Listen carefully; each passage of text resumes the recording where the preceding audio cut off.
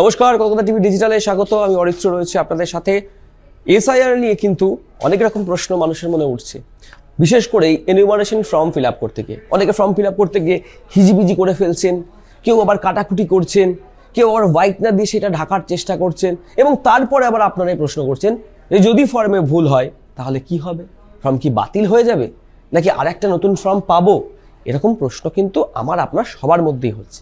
তাহলে এই ভিডিও আপনাকে অবশ্যই দেখতে হবে যে যদি ফর্মে ভুল হয় বা কাটাকুটি হয় তাহলে ঠিক কি কি করতে পারি আমরা, বা কি কি করতে পারে বিএলও, বা কি কি করতে পারে কমিশন। সব উত্তর পেয়ে যাবেন এই একটা ভিডিওতে।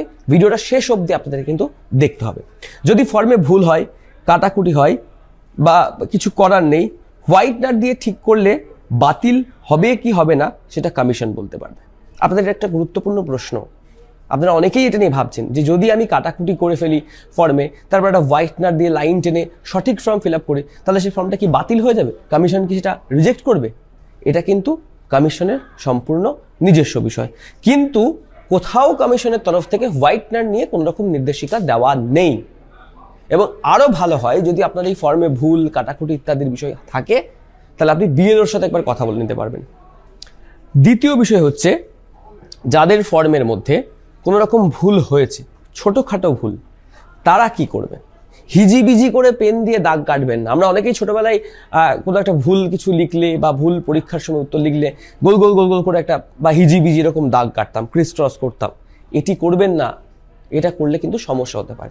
যদি ধরুন, আমি আপনাদেরকে একটু দেখানোর চেষ্টা করি, যতটুকুনি দেখাতে পারবো। যদি ধরুন কোনো কারণে একটা জায়গায় আপনি ভুল লিখেছেন, ধরুন এই সাদা পাতাটা আপনি মনে করুন এটা এনুমারেশন ফর্ম, ধরুন এইখানে কোনো একটা লেখা আছে।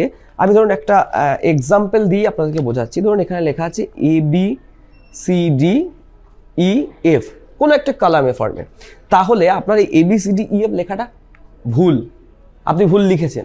এবার আপনি ঠিকটা লিখতে চান, তাহলে কি করবেন? জাস্ট এরকমভাবে দুটো দাগ দেবেন। দেখাতে পারছি আশা করি, যতটা ক্যামেরায় সম্ভব হচ্ছে। এরকম দুটো দাগ দিয়ে পেন থ্রু করবেন।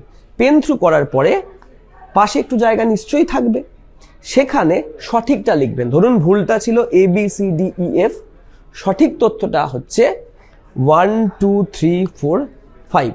তাহলে আপনি পাশেই 1 2 3 4 5 লিখবেন। লেখার পরে আপনার একটা ইনিশিয়াল সাইন করবেন। যেমন আমার নাম অরিত্র ঘোষ, আমার একটা ইনিশিয়াল সাইন আছে, সেই ইনিশিয়াল সাইনটা আপনি করবেন। এই যে আমি একটা ইনিশিয়াল সাইন করে দেখালাম। তাহলে আপনি যে ভুল করেছিলেন, ভুলটাকে কেটে সেটা ঠিক করেছেন আপনি নিজেই, সেটার প্রমাণ হচ্ছে এই ইনিশিয়াল সিগনেচার। তৃতীয় কোনো ব্যক্তি আপনার ফর্মে কাটাকুটি করেনি, সেটা স্পষ্ট হবে এবং সেটা নির্বাচন কমিশন বুঝবেন। আরও বেশ কিছু বিষয় রয়েছে। যারা এখনো পর্যন্ত যারা ফর্ম ফিল আপ করেছেন এরকম কাটাকুটি করে, তাদের জন্য তো বললাম দুটি অপশনস, কিন্তু এখনো পর্যন্ত যারা ফর্ম ফিল আপ করেনি, ভয় পাচ্ছেন ফিল আপ করবো কি করব না, কিভাবে করব, কার থেকে পরামর্শ নেব, তাদের জন্য বেশ কিছু গাইডলাইন্স বা বেশ কিছু ছোট ছোট টিপস আমাদের তরফ থেকে রয়েছে। পুরোটা দেখবেন ভিডিওটা। যারা এখনো ফর্ম ফিল আপ করেননি, তারা যখন ফর্ম পাচ্ছেন, একজন বিএলও আপনার বাড়িতে এসে দুটি ফর্ম দেবেন, এনুমারেশন ফর্ম। একটা আপনার কাছে থাকবে, একটা বিএলও জমা নিয়ে নেবে। তো সেই দুটি ফর্ম পাওয়ার পরে পারলে 10-15 কপি জেরক্স করে ফেলুন।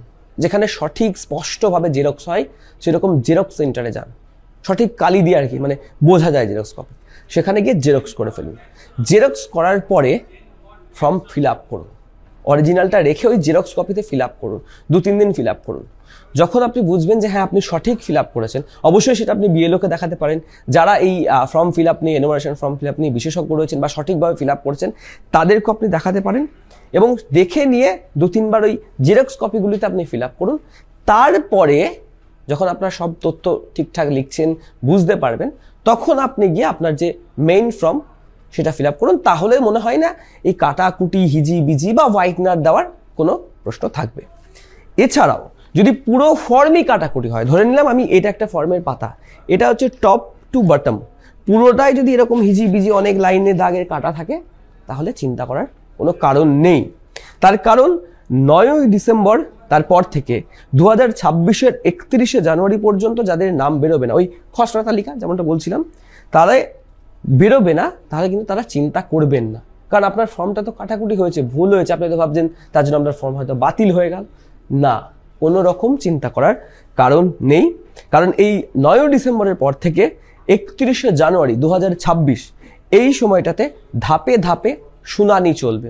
অর্থাৎ কাটাকুটি ফর্ম যাদের রয়েছে তাদেরকে হয়তো কমিশন থেকে ডেকে পাঠাবেন, তাদেরকে নথি নিয়ে যেতে হবে, এবং সেই সময় যাদের নাম বেরোলো না খসড়া তালিকায় due to wrong form fill up বা ফর্মে অনেক কাটাকুটি রয়েছে, সেই কারণে তারা কমিশনের নির্দিষ্ট শুনানিতে যাবেন, এবং সেখানে যাওয়ার পরেই যা যা করণীয় কমিশনের তরফ থেকে আপনাকে বলে দেবে, আপনি সেভাবে সেগুলি করলে আপনার নাম কিন্তু তালিকায় উঠে যাবে। অর্থাৎ যেটা মোরাল অফ দ্য স্টোরি দাঁড়ালো যে যদি ফর্মে কাটাকুটি হয়, ছোটোখাটো ভুলচুক হয়, উত্তেজনার বশে হিজিবিজি করে কাটাকুটি করবেন না, জাস্ট পেন থ্রু করবেন যেটা আপনি ভুল লিখেছেন যে তথ্যটা, তার পাশে যদি জায়গা থাকে, নিশ্চয়ই জায়গা থাকবে, সেখানে আপনি সঠিক তথ্যটা লিখবেন, লেখার পরে তার পাশে আপনার একটা ইনিশিয়াল সিগনেচার করে দেবেন, যাতে ভুলটা আপনার দ্বারা হয়েছে, ঠিকটাও আপনার দ্বারা হয়েছে, সেই বিষয়টা বা সেই তাৎপর্যটা যেন বুঝতে পারে বিএলও বা কমিশন। সুতরাং কোনো ভয় পাওয়ার কারণ নেই, ফর্মে ভুলচুক হলেও চিন্তা করার কোনো কারণ নেই। আপনি বৈধ ভোটার হলে আপনার নাম কিন্তু খসড়া তালিকা হোক বা ফাইনাল তালিকা প্রত্যেকটিতে উঠবে। আর যদি কোনো সমস্যা হয় তার জন্য তো হিয়ারিং রয়েছেই নির্বাচন কমিশনের, সেই হিয়ারিংয়ে উপস্থিত থেকে বাকি বিষয়টা আপনি সর্ট আউট করে নিতে পারবেন।